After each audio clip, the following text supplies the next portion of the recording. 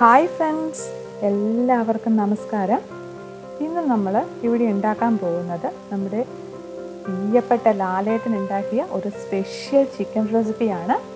ഞാനത് വീട്ടിലുണ്ടാക്കി നോക്കി. അടിപൊളിയായിരുന്നു കേട്ടോ ലാലേട്ടൻ്റെ സ്പെഷ്യൽ ചിക്കൻ.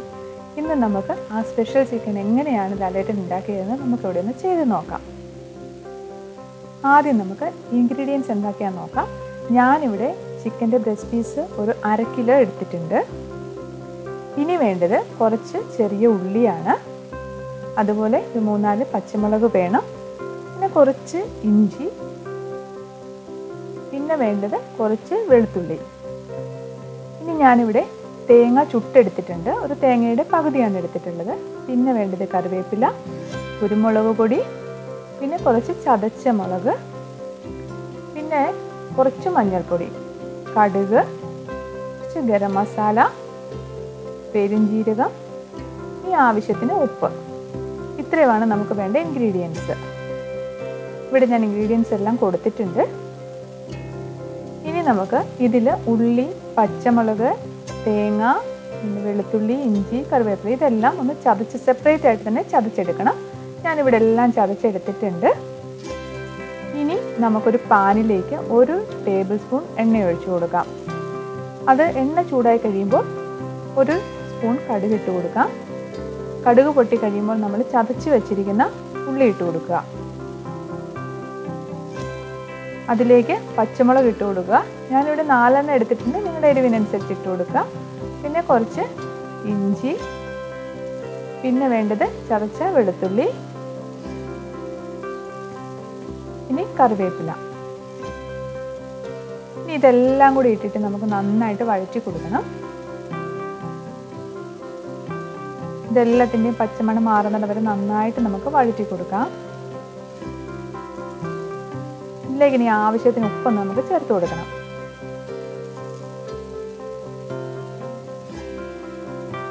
എല്ലാം കൂടി നന്നായിട്ട് ഇളക്കി കൊടുക്കാം. ഇപ്പം എല്ലാം നന്നായിട്ട് വഴന്ന് വന്നിട്ടുണ്ട്. നമ്മുടെ ഉള്ളിയും മുളകും എല്ലാം നന്നായിട്ട് വഴന്ന് വന്നിട്ടുണ്ട്. ഇനി നമുക്കിതിലേക്ക് കുറച്ച് പെരുംജീരകം ആഡ് ചെയ്ത് കൊടുക്കാം. അതിനുശേഷം കുരുമുളക് പൊടി, പിന്നെ വേണ്ടത് ഗരം മസാല. ഞാൻ ഒരു 1/2 ടീസ്പൂൺ എടുത്തിട്ടുള്ളൂ. പിന്നെ ഒരു 1/2 ടീസ്പൂൺ മഞ്ഞൾപ്പൊടി. ഇതെല്ലാം കൂടി നമുക്ക് പച്ചമണം മാറുന്നത് വരെ ഇതിൻ്റെ കൂട്ടത്തിലിട്ടൊന്ന് നന്നായിട്ട് വഴറ്റി കൊടുക്കണം. ലാലേട്ടൻ പറഞ്ഞതുപോലെ തന്നെ ഈ മസാലയെ കൂടെ മൂക്കുമ്പോഴുള്ള നല്ലൊരു സ്മെല്ല് വരുന്നുണ്ട്. ഇപ്പം എല്ലാം നന്നായിട്ട് വഴന്ന് വന്നിട്ടുണ്ട്.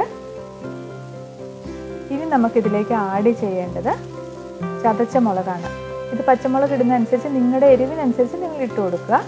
ഞാനിവിടെ 1 ടീസ്പൂൺ ചതച്ച മുളകും കൂടി ഇട്ട് കൊടുത്തിട്ടുണ്ട്.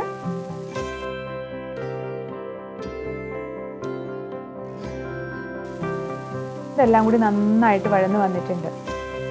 നന്നായിട്ട് യോജിച്ച് വന്നിട്ടുണ്ട്. ഇനി നമുക്കിതിലേക്ക് ആഡ് ചെയ്യേണ്ടത് നമ്മൾ ചുട്ടെടുത്ത തേങ്ങ, അത് ഞാൻ ചതച്ചെടുത്തിട്ടുണ്ട്. അത് നമുക്കിതിലേക്ക് ചേർത്ത് കൊടുക്കാം. 1/2 മുറി തേങ്ങയാണ് നമ്മൾ എടുത്തിട്ടുള്ളൂ. അത് ചുട്ടെടുത്തത് നന്നായിട്ട് ചതച്ച് ഇതിലേക്ക് ചേർത്ത് കൊടുക്കാം. ഇപ്പം എല്ലാം കൂടി നന്നായിട്ട് മിക്സ് ആയിട്ടുണ്ട്. ഇനി ഇതിലേക്ക് ചിക്കൻ്റെ പീസസ് നമുക്ക് ആഡ് ചെയ്ത് കൊടുക്കാം. ലാലേട്ടൻ പറഞ്ഞതുപോലെ നമുക്ക് ഒട്ടും വെള്ളം ചേർക്കാതെ തന്നെ ഇത് വേവിച്ചെടുക്കണം. ഇതിനി നമ്മുടെ മസാലയുടെ മിക്സിൻ്റെ കൂട്ടത്തിൽ നമുക്ക് ചിക്കനും കൂടി നന്നായിട്ട് ഇളക്കി കൊടുത്ത് വയ്ക്കാം.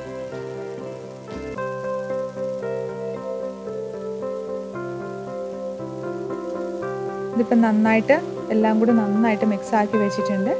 ഇനി നമുക്കിത് അടച്ചു വെച്ച് വേവിക്കണം. അടച്ചു വെച്ച് കഴിയുമ്പോൾ ലാലേട്ടൻ പറഞ്ഞതുപോലെ ഇതിൻ്റെ അകത്തെ ചിക്കൻ്റെ അകത്തെ വെള്ളം ഇറങ്ങുകയും ചെയ്യും. അതുപോലെ തന്നെ തേങ്ങ നമ്മൾ ചേർത്തിട്ടുണ്ട്. തേങ്ങയിലെ എണ്ണയും അത് രണ്ടും വെച്ച് തന്നെ ഇത് നന്നായിട്ട് കുക്കായി വരും. അത് ചിക്കൻ്റെ പീസസ് നമ്മൾ ചെറുതായിട്ട് ഇട്ടത് കാരണം പെട്ടെന്ന് തന്നെ വേവുകയും ചെയ്യും. ഇത് ഇടയ്ക്ക് ഇളക്കി കൊടുക്കുക, അടച്ചു വെച്ച് വേവിക്കുക. ഇപ്പം നല്ലൊരു സ്മെല്ല് വരുന്നുണ്ട്. ചിക്കനും ആ തേങ്ങയും എല്ലാം കൂടെ വേവുന്നതിന് നല്ലൊരു സ്മെല്ല് വരുന്നുണ്ട്. ഇപ്പം വെള്ളം എല്ലാം വറ്റി ചിക്കന് നന്നായിട്ട് വെന്തിട്ടുണ്ട്. ഇനി ഒരു സെർവിങ് ഡിഷിലേക്ക് മാറ്റാം. ലാലേട്ടൻ സ്പെഷ്യൽ ചിക്കൻ റെഡി ആയിട്ടുണ്ട്. അടിപൊളിയാണ് കേട്ടോ. ഇങ്ങനെ ഒരു അടിപൊളി റെസിപ്പി പറഞ്ഞു തന്നതിന് ലാലേട്ടന് സ്പെഷ്യൽ താങ്ക്സ്.